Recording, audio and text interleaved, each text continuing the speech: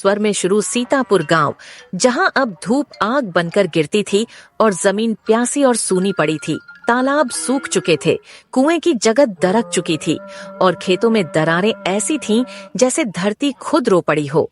उस गांव के एक कोने में फूस की एक टूटी झोपड़ी में रहता था ऋतिक, एक सीधा सादा मेहनती और गरीब लड़का।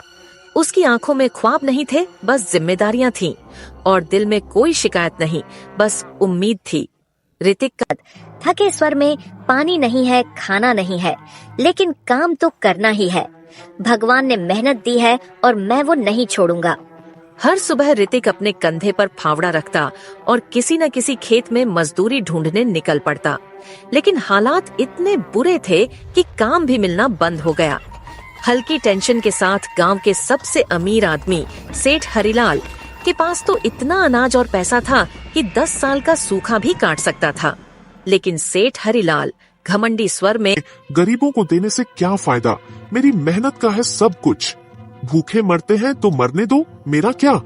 गांव वाले रोज सेठ के दरवाजे पर आते, सेठ जी 2 दिन से बच्चों ने कुछ नहीं खाया, बस थोड़ा सा पानी दे दो। लेकिन सेठ हर बार दरवाजा बंद कर देता। गहराई से एक शाम ऋतिक थका हारा खेत से लौटा। झोपड़ी में कुछ नहीं था, न रोटी न पानी। प्यास से गला सूख रहा था और आंखें नींद से भरी हुई थीं। ऋतिक टूटी आवाज में ऊपर देखकर, हे भगवान, बस एक घूंट पानी दे दे या फिर मुझे ही उठा ले। उसे अचानक याद आया, गांव के बाहर पुराने जंगल में एक भूतिया कुआं है। कहते हैं वहाँ कई लोग गए पर लौटकर कभी नहीं आए। लेकिन जब प्यास और मौत का फर्क मिटने लगे तो डर भी छोटा लगने लगता है। रहस्यमय संगीत के साथ ऋतिक रात के अंधेरे में जंगल की ओर चल पड़ा। चारों तरफ सन्नाटा, बीच बीच में उल्लू की आवाज और पत्तों की सरसराहट। आखिर वो कुएं तक पहुंचा। कुआं टूटा फूटा था, जैसे सदियों से किसी ने झांका भी न हो। ऋतिक झुक कर देखता है, हल्की निराशा, यहाँ भी सूखा, अब तो कुछ नहीं बचा। तभी कुएं के अंदर से एक आवाज आती है, बूढ़ी औरत की, बेटा अगर प्यास बुझानी है तो मेरी मदद कर। ऋतिक चौंकता है डरते हुए। कौन है? कौन बोल रहा है? बूढ़ी औरत नर्म आवाज में, मैं 100 सालों से इस कुएं में बंद हूँ। एक अभिशाप में जकड़ी हुई मुझे बाहर निकाल दे बेटा, फिर देख तेरी हर प्यास मिट जाएगी और पूरे गांव की भी। ऋतिक थोड़ी देर सोचता है, फिर डर को पीछे छोड़ रस्सी नीचे फेंक देता है।